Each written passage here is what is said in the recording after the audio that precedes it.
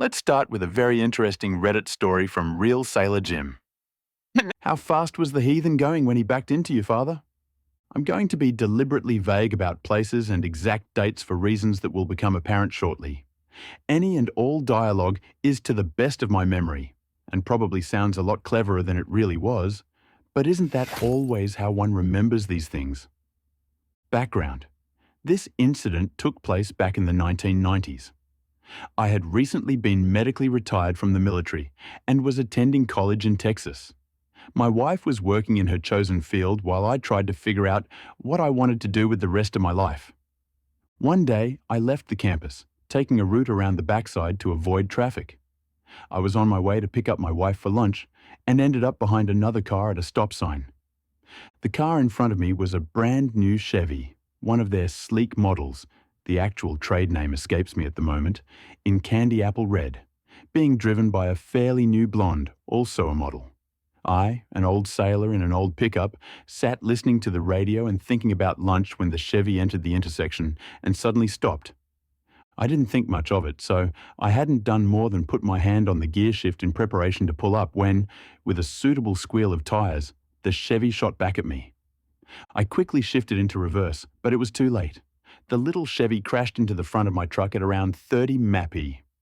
After a moment, I turned off my engine, got out of the cab, and walked around to the front of my truck. The good news was that I could see I wouldn't have to worry about that loose belt squeal anymore. The bad news was that the front of my little pickup was pretty much totaled. The grille was driven back into the radiator, water was all over the pavement, headlights smashed. I bent down and noticed oil leaking as well. With a sigh of total incomprehension, I walked up to the passenger door of the little red Chevy and its blonde driver. I was angry, but not enraged. I was still trying to figure out exactly what had happened and why she had stopped in mid-turn and put it in reverse like that. I looked through the tinted window, and she was on the phone, talking agitatedly to someone. With all the cell phone silliness I had seen since leaving the military, seeing her yapping on one didn't surprise me. Although, in hindsight, I should have wondered who exactly she was calling. Instead, I tapped on the window and she turned a blank face to me, then screamed into the phone, loud enough to penetrate the glass, "Oh my God, he's got a tire iron!" Naturally, I spun around and looked behind me. Then the penny dropped. I turned in a slow circle and noted there were no businesses, houses, or apartments in view, and no one on the sidewalks or walking down the roads. The only traffic was several blocks away in any direction. Her little car was sitting at the stop sign, almost exactly where it had been when I pulled in behind her. I stepped back and looked at our vehicles. It looked as if I had rear-ended her. Damn, the little trickster had set me up. I quickly walked back to my truck, thinking as fast as I could. Any minute now, a police car was going to show up, called by the little blonde, expecting to find a crazed man with a tire iron. I needed to not be that man. I pulled my tire iron out from behind my seat and threw it as far as I could into the nearby field, then jumped into my truck. It was a slim chance, but it was my only hope.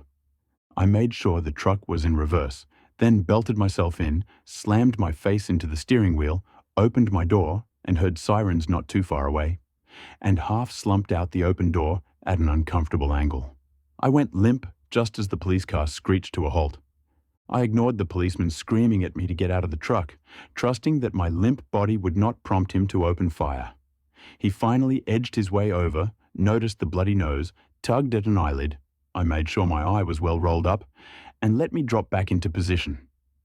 I stayed limp while he checked on the blonde, who was near hysterical with fright over the lunatic with the tire iron. Until she saw me, that is. I had hoped her rearview mirror was as off as it looked, or that she would be too preoccupied with concocting her own story to notice what I was doing. Upon seeing my body hanging limply below the driver's door of my truck, she stammered to a halt. A second set of sirens had been getting closer, and the policeman told the now silent blonde to stay in her car. A few seconds later, someone cut me out of my seatbelt and laid me on the ground. A competent set of hands checked my vitals, and within a few seconds, a harsh and demanding smell flooded my clotting nose. I fought it for a few seconds and made a convincing display of a man coming around after being knocked out. I immediately made to throw myself to the side and stopped, half being restrained and half staring wildly around to see what had happened. The medic sat back when I sat up, looked at the front end of my truck and moaned, "What the heck did that idiot do to my truck?" He told me to lie back down and started asking me professional questions about where I hurt and if I could feel my toes and all that. Every few seconds, I'd look back at the wreck and mutter about the idiot backing up like that and what the heck he had been smoking. Little bits of angry stuff. The policeman, having gotten the blonde's statement, walked over and asked me if I felt up to talking. I said I felt fine, just a little sore. The medic okayed it and helped me to my feet. I gave the officer my license and proof of insurance and included my retired military ID card, then sat on my front seat and, as if I just noticed it, asked what had happened to my seatbelt. He explained that I had to be cut out of it, and I shrugged. Just another item for his insurance company to pay for, I guess. What the heck was his story, officer? Why did he back up that way? The policeman looked sharply at me and asked what I meant. I described exactly what had happened, but concealed the fact that I knew it was a female driving the Chevy and kept referring to her as him. After I finished, and he had written it all down, he asked if I had any proof. Proof? What do you mean, proof? I frowned at him, then let my jaw drop a bit. Hey, wait a minute. You're not telling me that idiot is saying that I did this, are you? He admitted that the other driver's story was that I had rear-ended her, not him, and then threatened her with a tire iron. I frowned again and informed him that I didn't have a tire iron, that it was sitting in the garage of my house, a couple of hours away. I moved aside as he searched the cab of my truck and caught a lucky break when he noticed, without my having to point it out to him, that my truck was still in reverse. He got out of my cab, frowning, then asked me to stay where I was and walked up to the Chevy. He then asked the blonde to step out of her car and, when she had done so, leaned into the open driver's side door. After a few seconds, he stood back up and asked the girl to repeat her statement of what happened. It was a marvelously teary bit of acting, but she almost blew it by being somewhat puzzled when he didn't react. Instead, he asked her to go on and describe everything that had happened after the accident and everything she had done then. She backed down from the tire iron story, saying that it might have simply been a reflection on her window, but insisting that I'd at least beaten on her window and that I'd simply been putting on an act for their benefit. The policeman looked over at the medic, who slowly shook his head. Years of doing search and rescue might not have done much good for me physically, but I sure as heck know what an unconscious man acts like. The policeman then asked her if she had tried to drive away, or if she had immediately shut off her engine. She said the engine had died, and no matter what lies I'd said, that she had never tried to leave the scene of the accident. The policeman nodded once and asked the medic to step over. He then asked the medic to sit in the Chevy and confirmed that it was in reverse. I love smart people. I didn't even have to suggest he check. When I last saw the little blonde, she was honestly crying. She was also handcuffed and being driven away, arrested for making a false police report, some legal mumbo-jumbo about trying to run a con, and, my favorite part, assault and battery. Once she had realized that she had blown it, about the same instant she was handcuffed, she started weeping and explaining that she didn't have the money for the payments on the car and that her only option was to fake an accident. But I had been faking too and hadn't been injured. You gotta believe me. She wouldn't lie about that. I signed my name to an almost letter-perfect statement of events at the police station, being careful to never mention in my own statement how my nose got banged up or how I ended up unconscious and hanging out of the door. The arresting officer's report, as well as the EMT's, had already noted that it appeared that I had either been partially ejected by the impact or might have been trying to get out of the truck at the last moment. I've always believed that one should never sign one's name to a false statement. Wisest in the long run, don't you think? It turned out that her car insurance was good, and they paid for the repair of my little pickup. The damage wasn't as bad as it originally looked, thank God. A little front-end work, a new radiator, and assorted other dinged or dented gizmos. A little cosmetic surgery to make her outside look right once more. The mechanic is even going to toss in a full overhaul, including fixing that darn fan belt. I had to drive a loaner for the next week, also courtesy of the blonde's insurance, and the irony of this will make you laugh. It was a little red Chevy. Nice car, and my wife and I had a ball riding in it, but way too expensive for a guy like me to drive every day. A car that nice might have made me try something stupid to make the payments. P.S. The title is The Punchline from a fairly appropriate joke. Extra points if you can identify it just by the punchline. Edit. Just heard my little tale of silliness read on YouTube by somebody named Mr. Reddit. I guess I've made it big time. The revenge was perfect, satisfying, and anti-Karen punch. The Karen wanted to screw up, but OP played strategically and got the Karen arrested for making a false report. It was really a cool revenge, a perfect blow to a Karen. The next story is from the Lita side. Mock my mother's death? I bankrupt you. So this could be a very, very long story. I'll try to summarize where and when I can. My now ex-wife Kate and I moved to an apartment in 2010. The house as a whole was a renovated townhouse split between two sides, with 2 apartments on the bottom and 2 apartments upstairs addresses, ending in 126, 128 accordingly. I wasn't the biggest fan of the apartment, as it was a much older building that I had ever lived in, but I quickly adjusted to the wood creaking throughout the night. On the initial walkthrough, we noticed that the only problem was that there was a dip in the bathroom ceiling. The landlord, Jay, promised us that he would get it fixed ASAP. 1 year to the day that we moved in there was a loud crash at 4 a.m.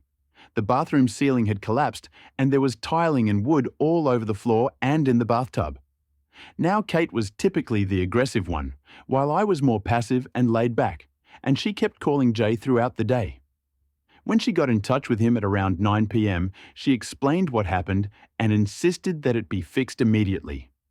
Jay rebuffed, yelling that his girlfriend was a lawyer and he didn't need to do anything. Now this is where I got mad. I went outside to have a cigarette and to call him myself. I feigned a relaxed demeanor, and at first he began trying to talk to me as a bro and kept saying, "Dude, I'm going to get someone out there, but it's going to take a few weeks." When he couldn't sway me that way, he began yelling about his girlfriend and her knowing the law.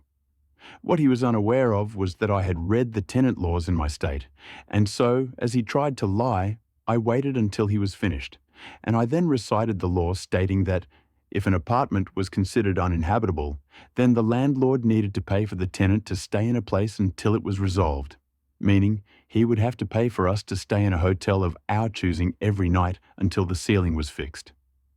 He tried to say that our upstairs neighbor Phil was the super, but he wasn't sure if he could get him down there that night.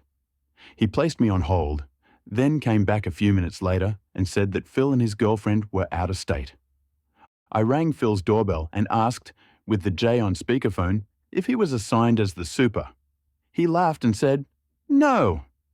Dejected, Jay said he would have people out there the next day. Previously, he said they were busy for at least 3 weeks. There's more to this incident, but it leads to 2 conclusions. 1. If you're going to lie, then there has to be a consistency in your lie, and make sure that the people you lie to don't communicate with each other. 2. This is where a feud started between me and my Kate versus him and his mother. She was the original landlord and gave the house to him so he could begin to make a side profit. Fast forward to a year later.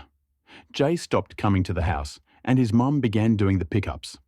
Around this time, my ex and I had been laid off and we were working with Social Security for food, health and housing insurance. We were approved for all 3 in April, but we would not get the check until May. When our typical check wasn't in the landlord's mailbox, he immediately gave a summons saying that he was taking us to court for eviction. The day we went to court, he had no lawyer, and going before the judge, here's the summation, or rather, a non-verbatim account, of how the case went. Judge, does the defense have a means to pay within 90 days of non-payment? Us. Yes, Your Honor. Hands over paperwork showing that he will be reimbursed for April and May. Judge, I see no problem. They are breaking no laws. Why are we here? J. Well, Your Honour, they have been bullying. Judge, I don't care. Unless they are breaking a law, then this case is dismissed. Suffice it to say, Jay and his mothers were not happy. Around this time in my life, things were tumultuous. My mother, who had been battling lung cancer for 4.5 years, succumbed to it in June. This happened at roughly the same time his mom came knocking, looking for payment. I explained that I would leave the check in the mailbox when we got back from the funeral home and to please just respect my right to mourn. She took her fingers and began rubbing them together, pretending to play the world's smallest violin. I will never forget what she said next. Ooh, my mommy just died. Woe is me. She probably had it coming. I don't care if your entire family is dead. I want my money. She smiled smugly, proud with what she had just said. I saw red, and my heart jumped into my throat. I went, grabbed the check, and handed it to her in absolute shock that anyone would say something so f***ed up. She had finally managed to push a button that very few people I've known throughout my life have gotten close to pressing. I went into rage mode, but not in the way you would expect. The revenge. We were always told that if a health inspector came by to not open the door. I waited until Og, since that was the month before the lease was going to run out, and we knew they would not extend a renewal. I walked up the block to Town Hall to ask for a health inspection of our property. It was scheduled for several days later. Now it's important to know several things. 1. I was friends with all of the tenants. Phil had moved out with his fiancée, but the new tenant was a really cool girl around my age named Danny. Tom and Hannah on the other side of the downstairs floor had moved out in July, and Jay was still looking to fill it. The only one who wanted to stay out of this was Rose on the upper right apartment. 2. I had gotten permission and her spare key so I could let the inspector in Danny's apartment, and I knew that I could use the back staircase on the right side to let him in on Tom's now vacant apartment. 3. I also knew that Danny was moving out in September, a month after Kate and myself. The inspector came and it was glorious. He checked the exterior of the house first, noting that wires were exposed. There was an old empty dryer along with other odd clutter in the backyard. I brought him inside the shared entrance, and, as I was counting on, he noticed that the last inspected dated back to 1994, 18 years. This meant that for each year he did not have an inspection, there would be appropriate fines. For our apartment, we had black mold growing in our bathroom, and the bubble in the ceiling had begun to regrow to problematic proportions. Upstairs, Danny's apartment was suffering from leaks in the ceiling, and it looked like her bathroom ceiling was also on the brink of collapsing. We then went to the basement. The boiler was on the verge of exploding. There was flammable items, along with gasoline and a pack of matches sitting right beside it. 2 things that I did not know was: 1. The fire door that separated the 2 sides did not close all of the way, rendering it moot. To be honest, I had never heard of a fire door until that day. 2. On the right, 128 portion, basement side, there was a toilet that had blown up. It had coated the surrounding walls, and the leakage prevented us going up to the floor via the right side. The entire time, the inspector was photographing and writing constantly. We stepped outside, and he said he needed to come back. When I asked why he said he had run out of space to write down all of the infractions, he had filled the front and had written an entire page on the back portion. I kindly and coyly asked, "Well, how much will it cost right now?" He scratched his head and said, "Around 20–30K from what I can see, but it's probably going to be higher as this house was never licensed to be split into apartments." I thanked him, and he was going to come back with the county inspector. We were gone when that took place, though I did ask him to send me a copy with the list of violations to my new address. So we moved out at the end of August, but I got the updates from Rose. Because he was the current owner, he owed all current fines, and no one could not move into the empty apartments until everything was up to code. Because 3 out of 4 were vacant, He was losing $4,500 in potential rent. He handed the property back to his mother and had to file for bankruptcy. Now here's the other thing. Every time an old tenant left and a new one was coming in, an inspection was supposed to be done.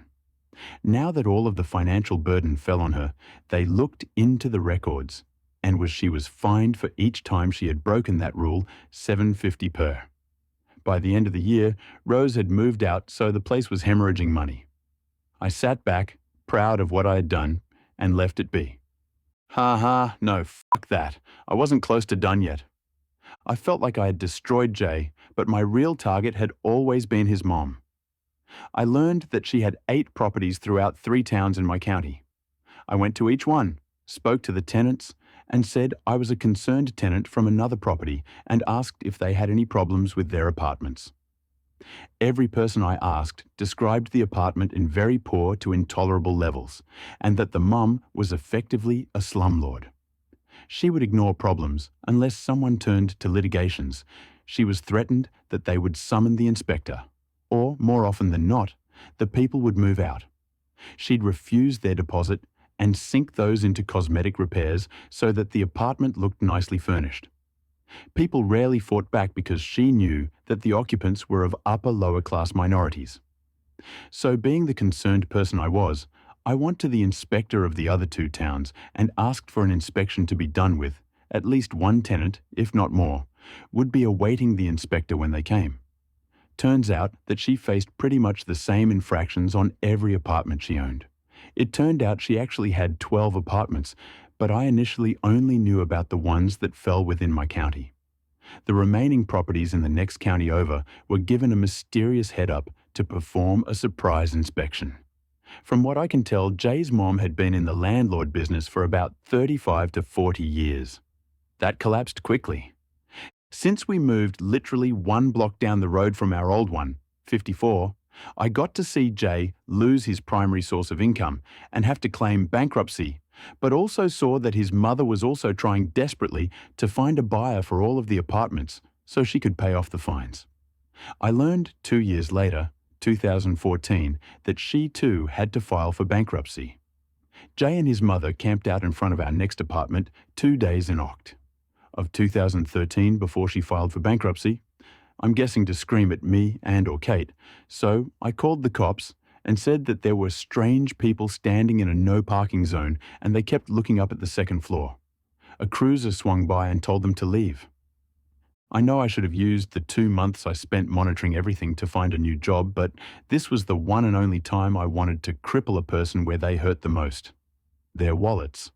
I think I got my point across. None of this would have happened if you had just fucking fixed the ceiling before it collapsed. Jay, TL, DR, had a couple of slumlords. They pushed me to a place where I snapped. And so I went a bit crazy and bankrupted the slumlord and his slumlord mother as well. Edit. Did some editing for clarification purposes, but I wanted to thank you all. I never expected to have anything I posted get anything other than a few hundred likes. I'm especially grateful for those that gifted me awards. Thank you so much. I wanted to clear up a few things that people have frequently left comments about. 1. I was always taught to use wit versus physical confrontation.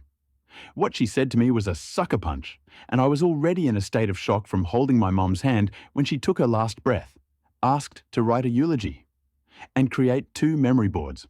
I was already on autopilot when she said what she did, and the way I reacted was more me disassociating than anything else.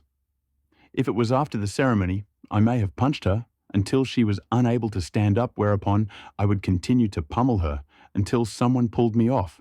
She reminded me a lot of Professor Umbridge from Harry Potter, both in her mannerisms and attitude. 2. Why did I not go outside when they camped in front of my new address? 2 reasons. The first one being that the full brunt of my revenge had not fully played out yet, and secondly, because I hoped that the cop would give her a ticket. If he did, it was a little bit less money she would have, and she'd know that I was the one responsible. 3. Did they know it was me? Yes, they did. I called Jay for the deposit back after the 90 days were over. You need to allot the landlord 90 days to pay you. I knew he wasn't going to, though. When we left, I went around every room and took photos of every angle. I also had a friend, Justin, who did the same with his camera. Like a good tenant, should I also ask for the inspector to take photographs to show that we had caused no significant damage? When Jay told me that we had messed up the walls and the wood was warped, I responded with, "That's not what the inspector I called in said." He immediately hung up and blocked me. I lost the deposit, but it was still completely worth it. 4. On an unrelated note, and on the much pettier side before I moved out, I would go on to the front lawn, where he had put up the sign saying there was an open apartment, Tom and Hannah's, and put down his phone number. Each night I would use a marker to change the last two numbers. The modification was noticeable if you walked by during the day, but since I had the same marker and colour, then if you were driving by you couldn't really tell. Every few days the sign would be replaced, and by the next morning, the modified number would be back. Even once we left, Jay was still not taking the whole "cannot rent until building is up to code" seriously, and so he was still putting up the signs. Since I was still in vengeance mode, and I lived on the same block, I began to not only change the number, but I also began printing out signs that read, "You do not want to live here, trust me. Signed, your friendly neighborhood tenant." That lasted until he took down the sign for good around November. I know it's late in the game, but if you find yourself under these sort of conditions, look up the tenant laws in your state and use the law to your advantage. Even if it only inconveniences them, it's a step in the right direction. It's even better if you can find other tenants that are dealing with similar issues. Slumlords get away with this stuff a lot of time, and they do because they believe that people are ignorant to their rights. It's what happened to me at first, but I took the time to look up and study the law. The revenge was really brutal and destroying. The landlord's mocking OP during his mom's grief cost him all his finances and ruined his entire savings. The revenge was really brutal, and it was executed with utmost perfection. It was really cool to see landlord and his mom going bankrupt.